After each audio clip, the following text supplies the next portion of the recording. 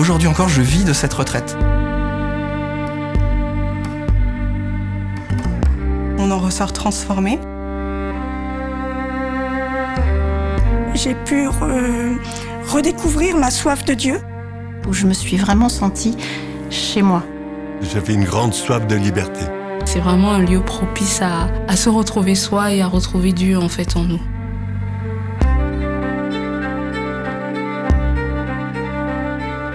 Les plus belles expériences, je pense, que nous pouvons vivre, nous, comme frères Carmes au centre spirituel, c'est de rencontrer les personnes qui font cette expérience, que Dieu habite en eux.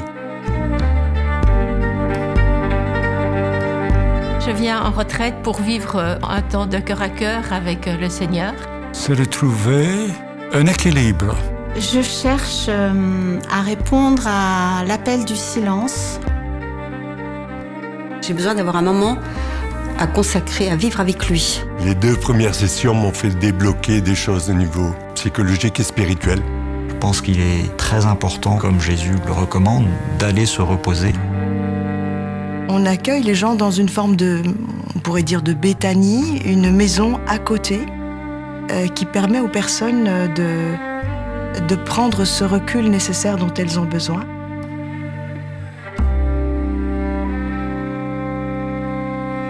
Et de poser des fardeaux, certainement,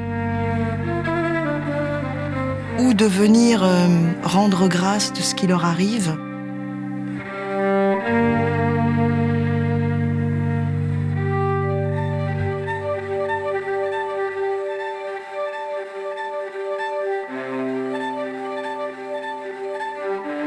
Adossé au parc du château de Fontainebleau, dans un cadre centenaire et somptueux, à 40 minutes de Paris en train, soyez les bienvenus au centre spirituel des frères Carmes d'Avon.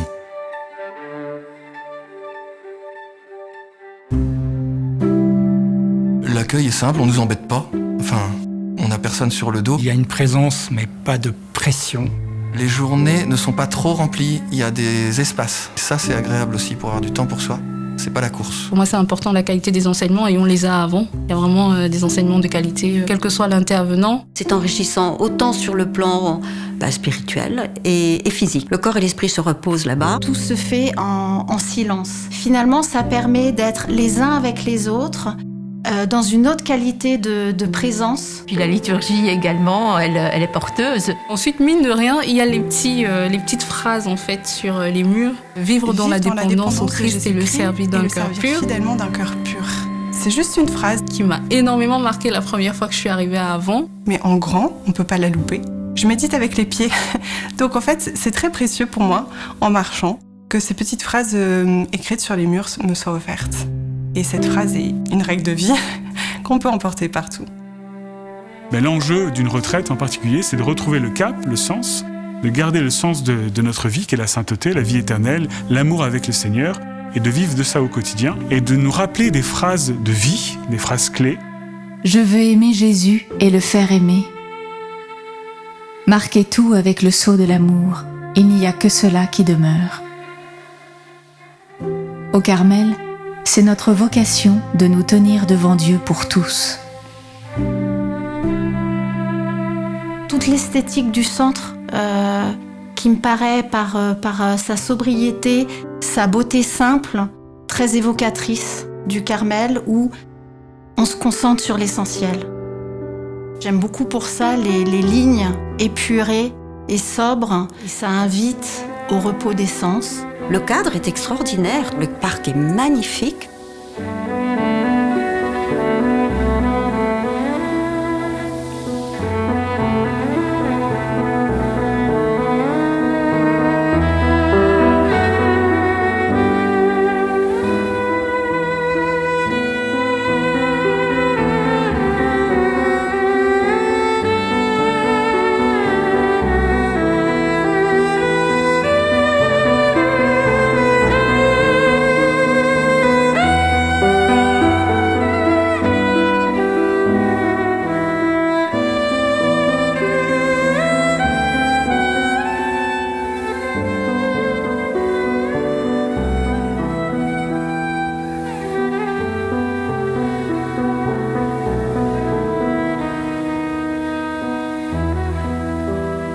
Le but est toujours de permettre aux gens de faire une expérience spirituelle de la communion avec Dieu. Voilà.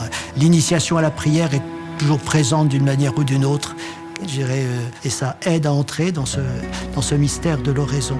Cette présence qui ne s'impose pas, qui est celle de Jésus, qui est celle de Dieu, prend le temps de la rencontre, et je pense qu'on a besoin de ce temps-là.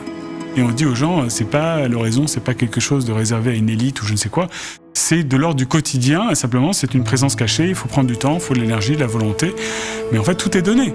D'abord, faire silence, entrer en relation avec le Seigneur, accueillir aussi l'imprévu de cette rencontre. On est devenus amis de Jésus, puisqu'il nous a donné son amitié. Et bien l'oraison au Carmel nous permet de prendre au sérieux ce don de l'amitié au Seigneur et ensuite la déployer dans notre vie. C'est vrai qu'avant, l'oraison tous ensemble, je trouve qu'il y a un silence qui est très priant, que je trouve très beau.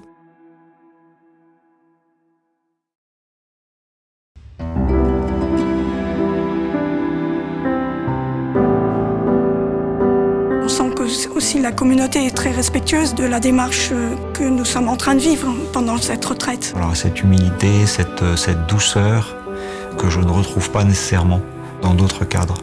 J'ai vu quelques frères carmes, j'en ai rencontré quelques-uns, qui ont leur personnalité. On n'est pas des clones, d'âges différents, de milieux sociaux différents. On a discuté avec un frère converse. Je ne sais pas si c'est le bleu de ses yeux ou cette simplicité, mais cette joie où il nous a raconté comment il est arrivé au Carmel, comment la petite Thérèse l'y a conduit. Sa manière de le partager, en fait, il brillait en fait. Il a commencé son enseignement en nous disant que la vie spirituelle était une aventure. C'est la première fois que j'entendais ça. C'était pas un ensemble de règles ou de contraintes. Les frères carmes, ils ont cette grâce de prendre chacun là où il en est et de l'accompagner. On a l'impression que le frère se dit « Qui que tu sois, tu es capable de Dieu ».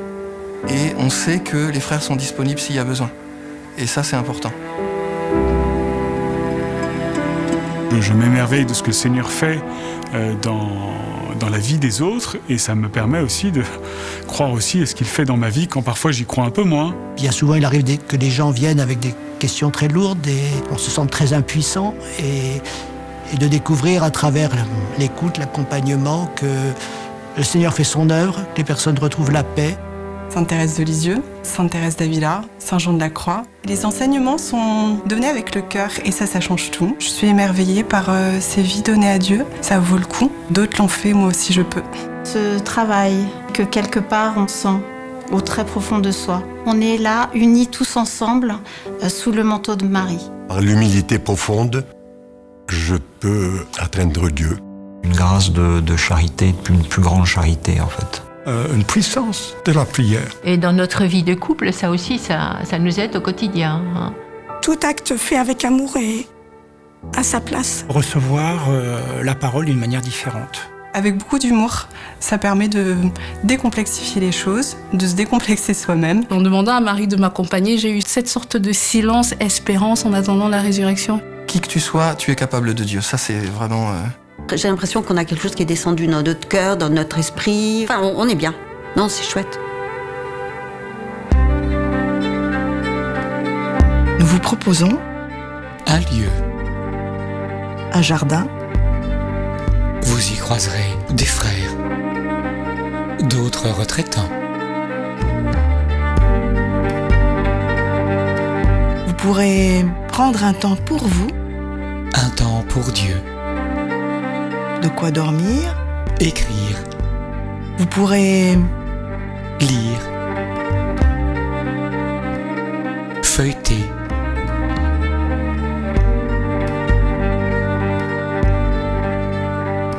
Vous pourrez poser les pieds sous la table.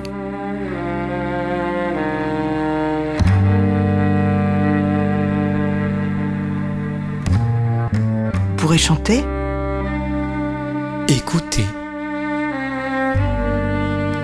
Vous pourrez méditer. Apprendre à prier. Partager avec quelqu'un qui saura vous écouter.